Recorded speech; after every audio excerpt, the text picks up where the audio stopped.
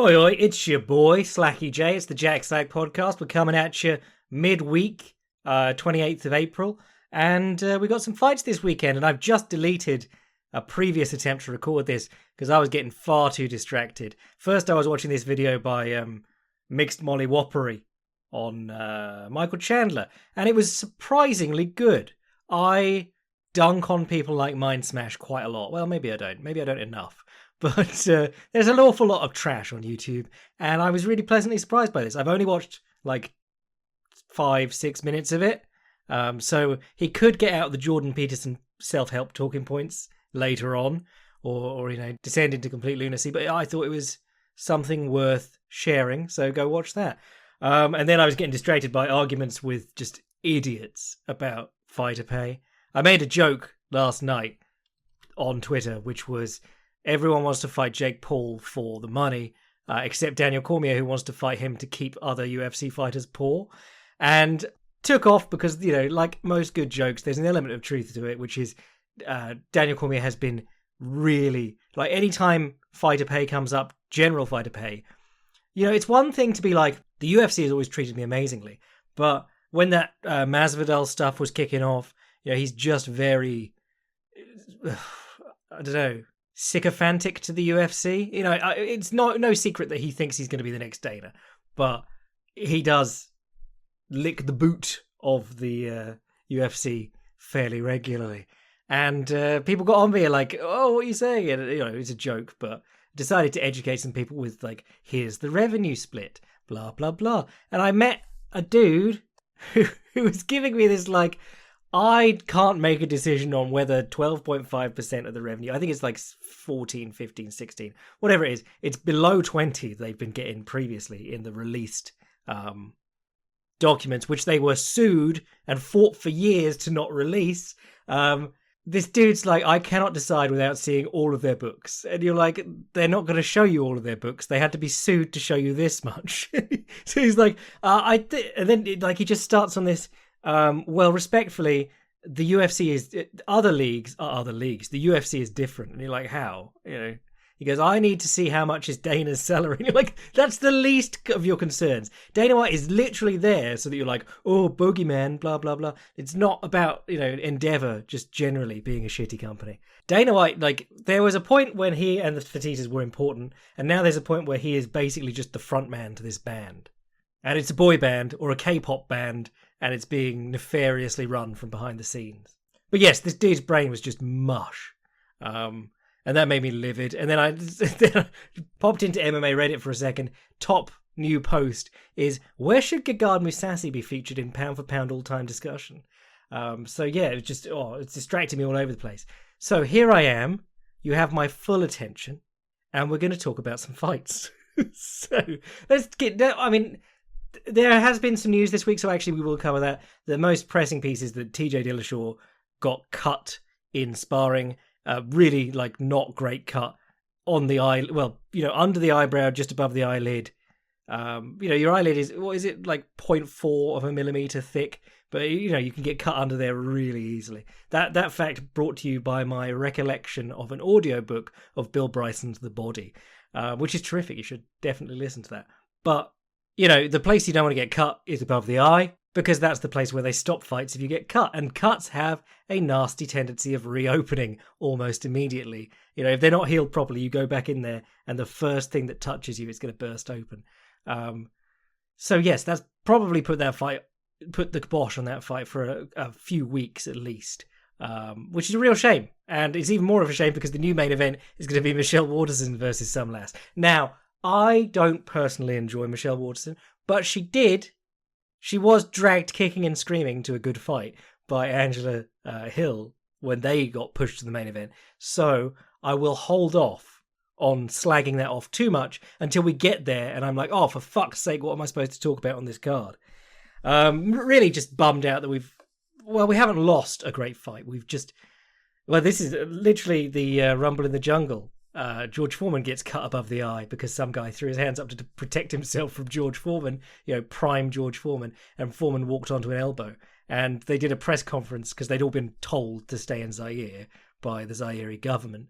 And George Foreman goes, the fight has not been delayed. It will happen when it is intended to happen. Just gold. He was a very scary man, even in conversation. And then what else? John Jones left the Cowas, which might be the biggest indictment on the Cowas ever, because they had John Jones, who everyone wants to see fight for the heavyweight title, and the number one contender for the heavyweight title. They held all the cards, and they somehow let one get away. But then we can't bring up the Cowas without mentioning that the one that isn't Malky famously said that a white man saying the N-word is actually groundbreaking. Takes a lot of bravery. What else caught my eye this week news-wise? Oh, Kyler Phillips has been booked into a new fight against Mr. Please Don't Fight Him, Rafael Assunção. That's a tricky fight. Big ups to Phillips for taking it, because, you know, nobody's tuning in to watch Assunção. And nobody's lining up to fight Assunção because he'll make you look bad and it won't be particularly interesting. So good on Phillips for having that confidence. He looked fantastic against Song Yudong. And let's bounce into these fights then. Oh, weird stuff going on in one. Is one happening today or tomorrow? By the time you listen to this podcast, one's probably underway. They lost Sage Northcutt off a card because he is... Whoa, this is a bonkers card. Eddie Alvarez is on it. They've booked him again. And Umar Kane is on it. What? These dudes just fought. And it's today. What is going on? But yeah, Eddie Alvarez, they overturned his no contest. Sorry, they overturned his disqualification into a no contest.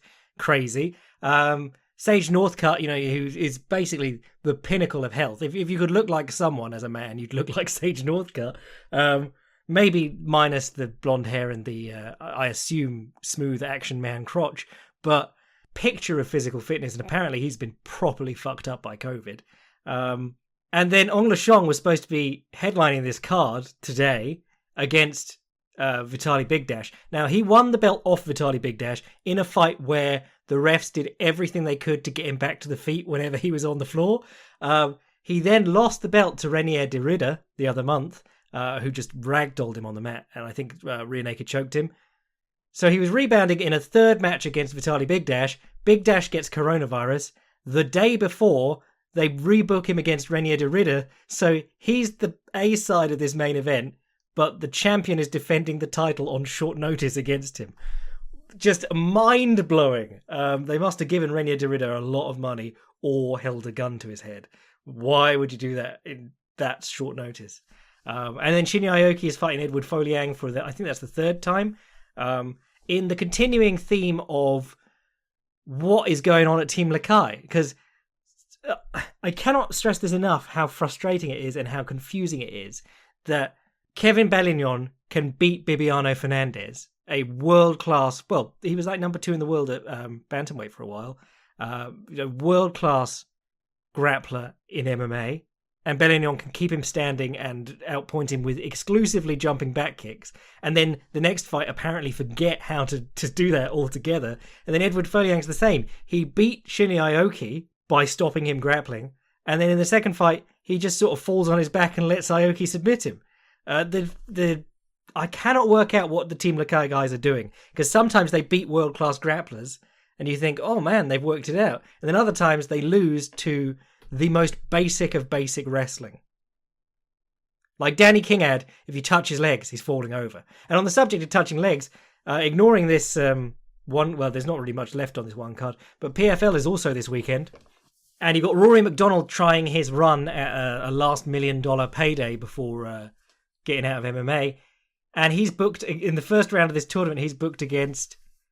Oh, it's a league or whatever. It's fought different to a tournament because you can end up fighting the same person twice in the course of the season. It's a season, that's it. Anyway, he's booked against Curtis Millender, who, you know I love, but if you even glance at his legs askance, he will fall over himself and not be able to get back up. So, I mean, PFL's last one was just crazy upsets all over, but I would have a hard time betting against Rory McDonald this weekend unless Jesus doesn't let him punch again. Do you remember when that happened? That was, just strange. And then there's some other weird stuff on PFL. They got Fabricio Verdum. He's coming in, I think, next week. But they got Shoeface. I didn't even know Shoeface had left the UFC. He was on a 3-fight losing streak, but it was all competitive decisions. And one of them was a split decision to Uriah Hall, who's now in, close to title contention, based off Chris Weidman snapping his own leg. let's talk about these UFC fights. Well, mainly I want to talk about the main event. Jiri Prochazka. I'm going to say that wrong many, many times, but he's just going to be Jiri here. Just between you and me, he's Jiri. I first saw Jiri probably the first Rising event. Was that the one where he fought Fujita? Did a lovely little fake kick skip step into like a 1-2 and knocked him out. But that sort of summed up the problems that Jiri's had throughout his career, which is until very recently we didn't know how good he was, or we couldn't say fairly how good he was, because if you're a big man outside the UFC or maybe the top end of Bellator, there's not really anyone for you to fight. You've got guys who are on the way up, so we don't really know a lot about them, like Vadim Nemkov. Obviously, that turned out to be an indication. You know, they were both very, very good, as it turned out, or became very, very good. Or you have just very, very old, washed guys like Fujita, and even winning his belt off King Mo. You know, the first time when King Mo beat him, King Mo was on the way down, and then King Mo outpointed him for 2 rounds of their most recent fight and then got knocked out. And then they booked him against CB Dollaway, who just sort of crashed out of the UFC because they kept him around for a long time with sort of like a checkered record.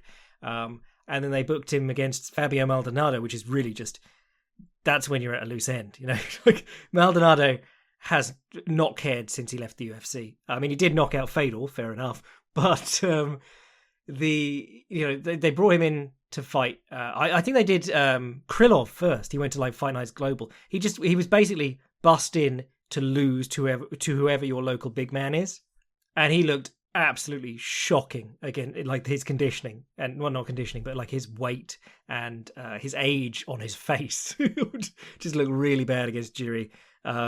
So yeah, you had Jiri sort of like, he was the rising champion, but you were going like, what really is the rising champion? And then, you know, he had been offered a UFC contract before that, apparently, and said that he didn't want it and he wanted to work on himself first, which I think is a really respectable move, to be honest. Because, like, at this point, there are guys getting back into the UFC who have been out of the UFC and maybe just got in a bit too early, or you know, had a rough run of luck and then ended up fighting their way back. But it takes some work to get a second look by the UFC, as opposed to just staying good outside the UFC and they go, well, we have always wanted him.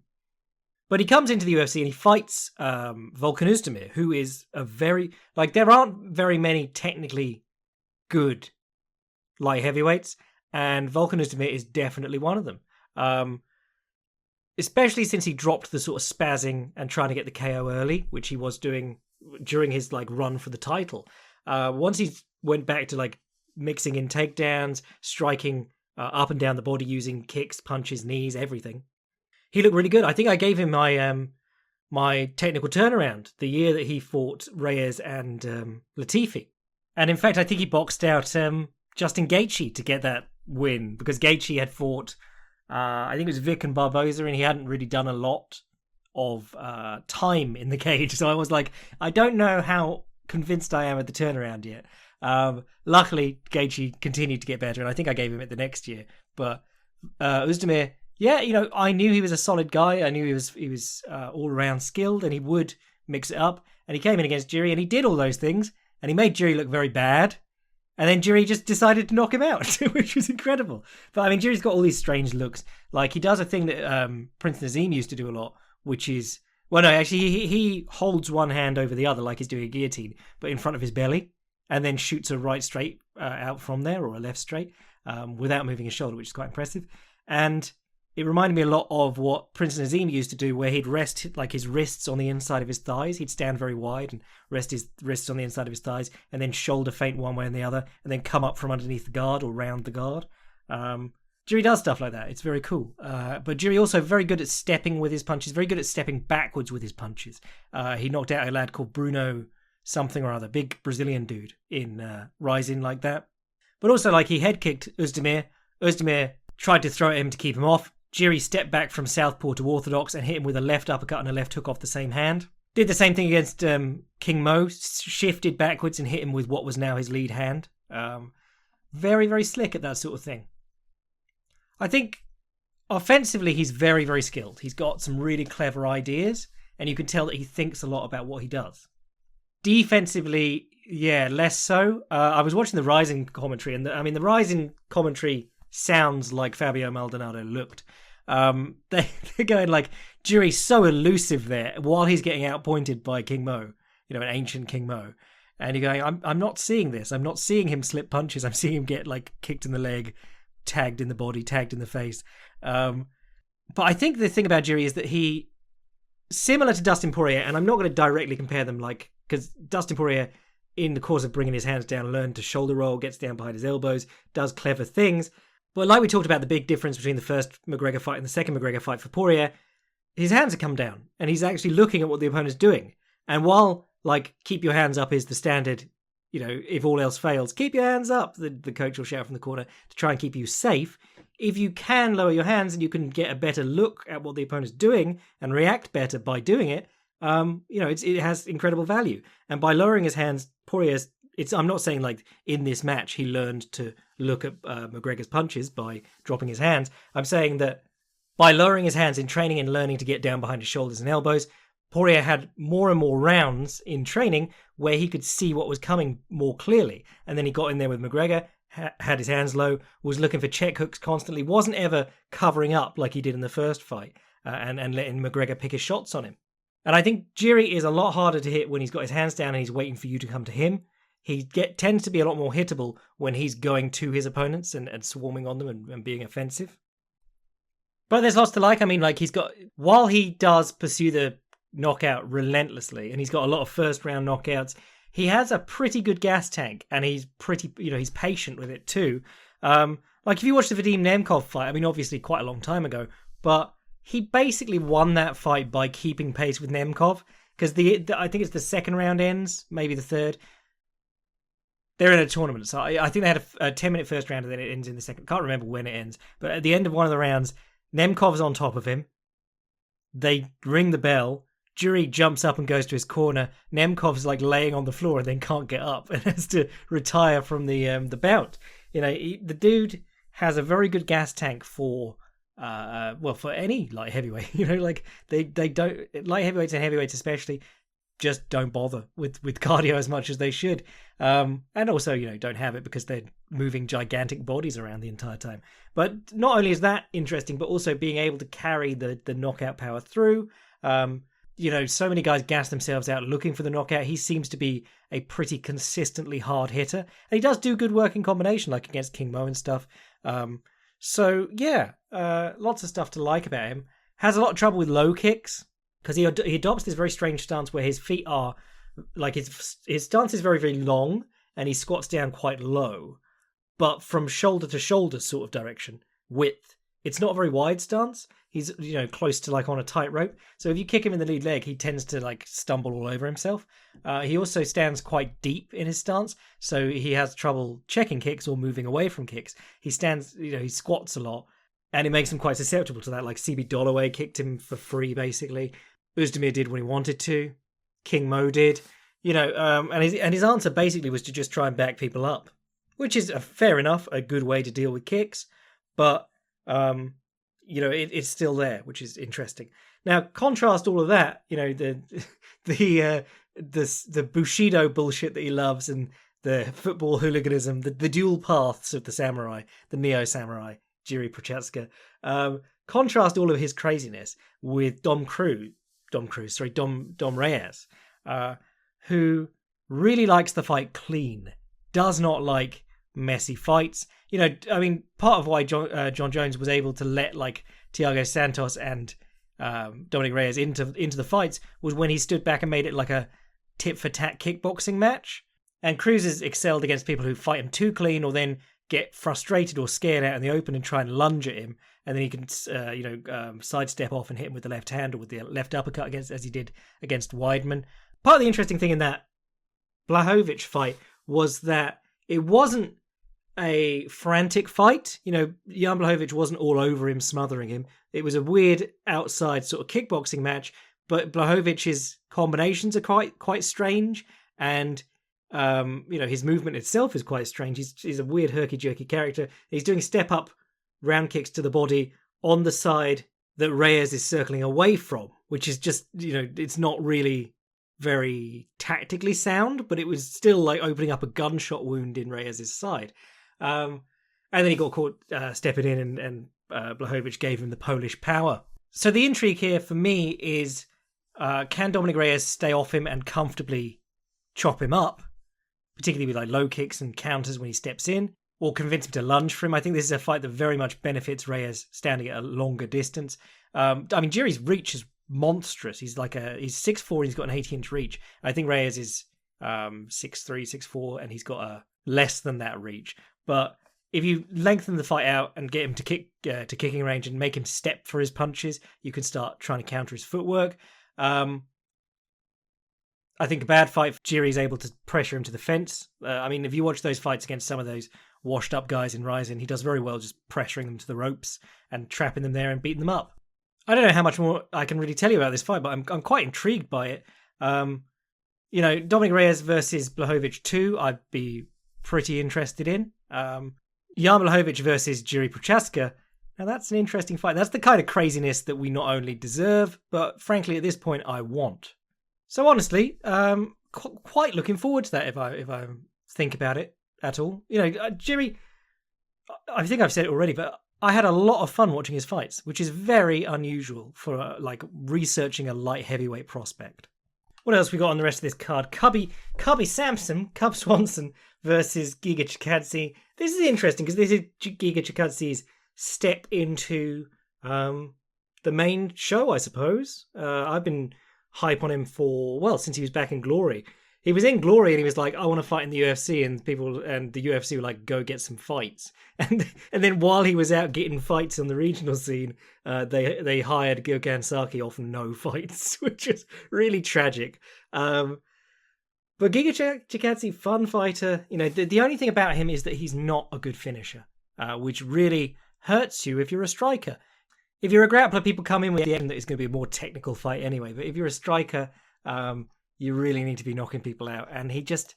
he did knock out that lad in his last one, but yeah, none in the UFC. He's fought quite a lot in the UFC. Fought Brandon Davis to a split decision in his first one.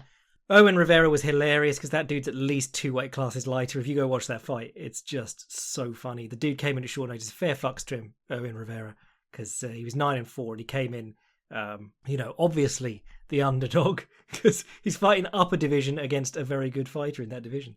But then he fought Omar Morales and Jamie Simmons.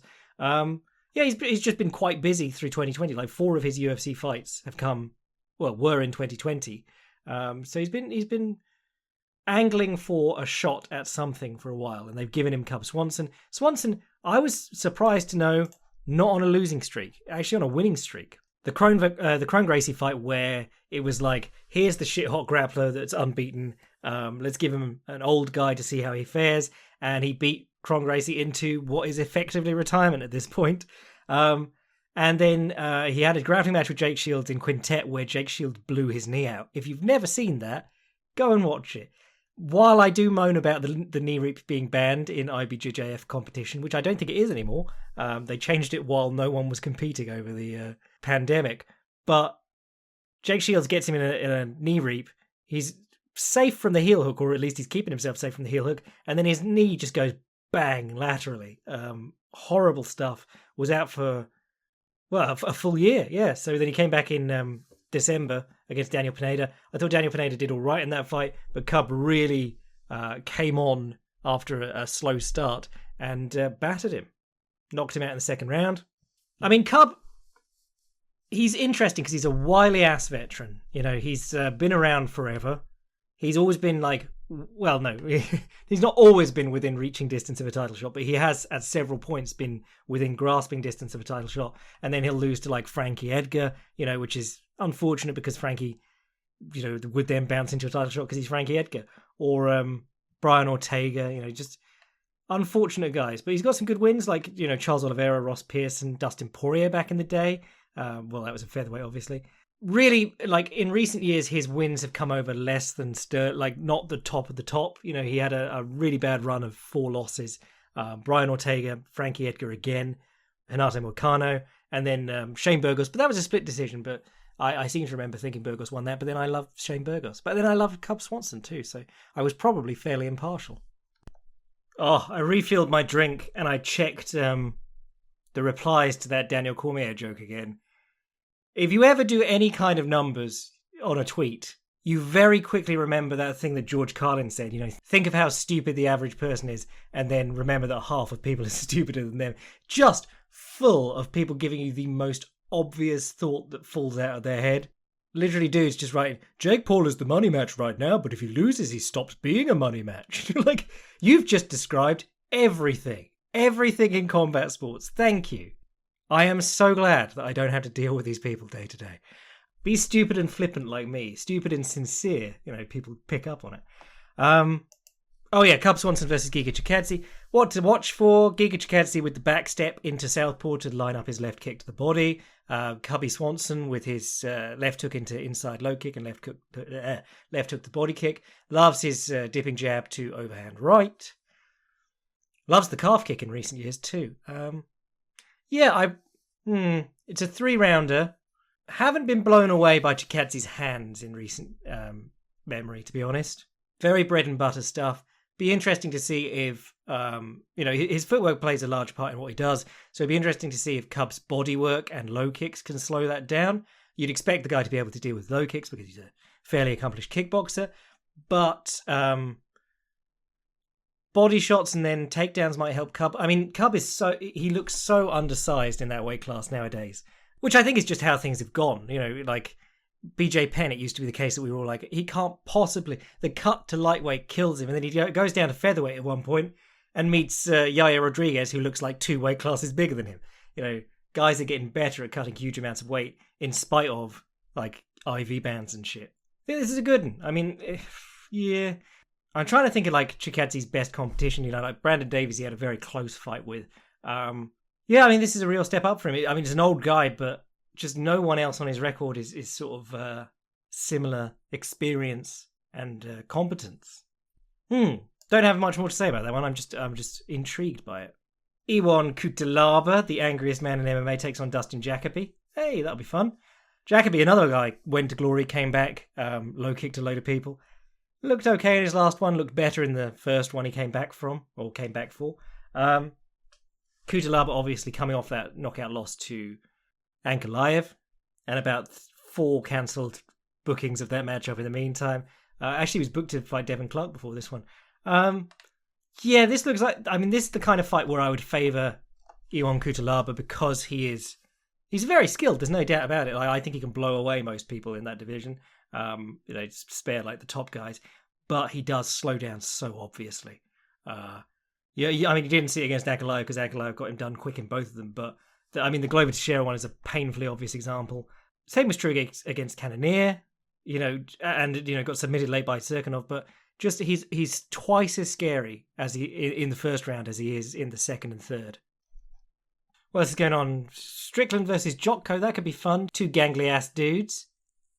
Merab Dvalishvili of Touching Your Wheelie is back against Cody Stamen. Stamen's never had a bad fight, and Dvalishvili everyone loves because he's just a takedown machine.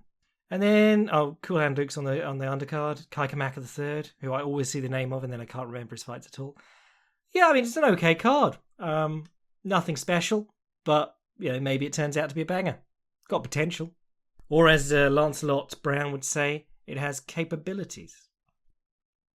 Is Lance Palmer's name actually Lancelot Palmer?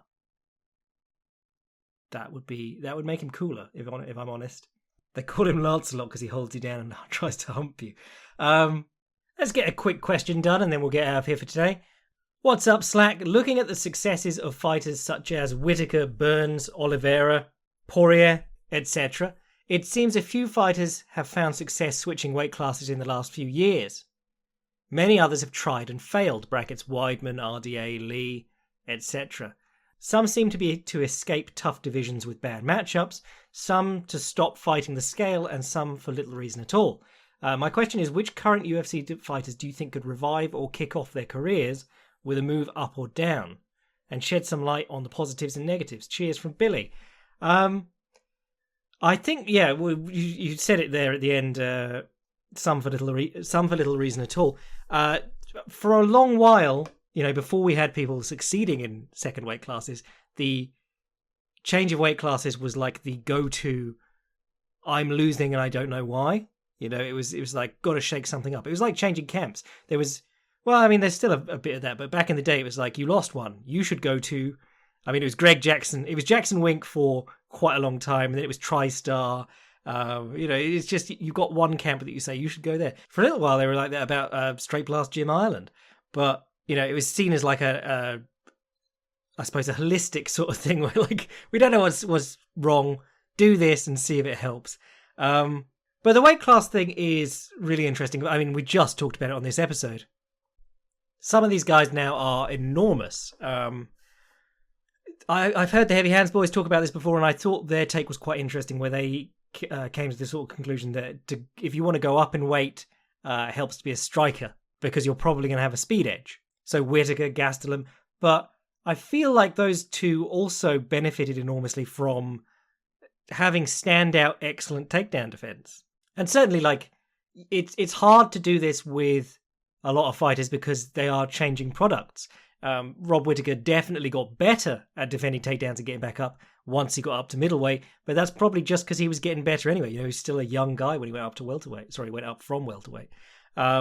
Then you're talking about, like, the matchups, like Kelvin Gastelum did get a lot of old men who just wanted to try and take him down, and he would arm roll them or stand back up and then punch their lights out.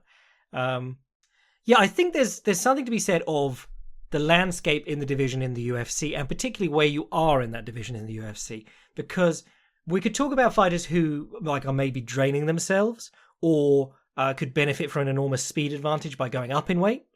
But that's like a general thing. Whereas you mentioned also matchups, which is more a very specific thing. So if you're an established name, if you're floating around the top 15 of your division, you have, you've got a much better chance of benefiting from specific matchups when you change division. And there isn't always rhyme or reason to it, but sometimes divisions do just work out weirdly. When Chris Weidman was at the top of the middleweight division, he fought, I want to say it was like 10 of a 9-fight streak were against southpaws.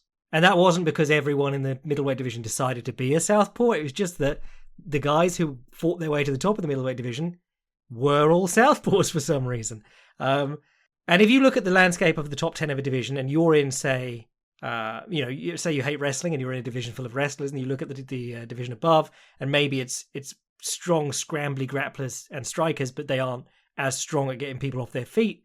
Maybe you look at that and go, oh, nice. If you're in, like, welterweight, and you look up at middleweight, and where it was, like, just a little while ago, it was like Yo Romero, Jacare. You even had Weidman and Rockhold around in the top 10, and they were strong wrestlers. There was a few guys, I mean, Brunson. Now, Brunson, then not too many others in that top 10, like, wrestlers that I can think of.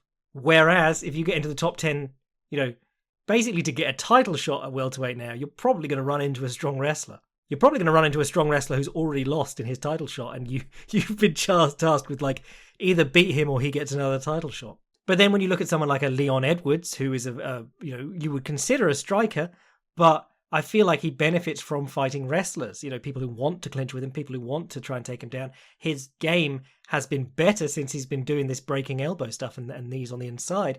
If he goes up to middleweight, he's a big welterweight, he's like 6 foot. But if he goes up to middleweight, he's fighting dudes like Marvin Vettori, who's fucking gigantic anyway, but just strikers who are as long as him.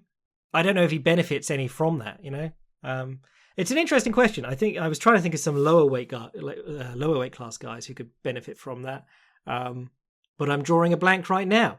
If you have any suggestions for people who should change weight classes or could benefit, I'm actually quite interested in, like, the top 10 guys who could jump into the middle of a top 10 of another division and just benefit from the matchups more than any physical benefit or more than any physical benefit they would gain from not cutting or cutting more weight. If you've got any of those, hit me up in the comments. But cheers, Billy. Right, I reckon that'll do us there for today. I mean, it's not a tremendously exciting card. There's not an awful lot going on.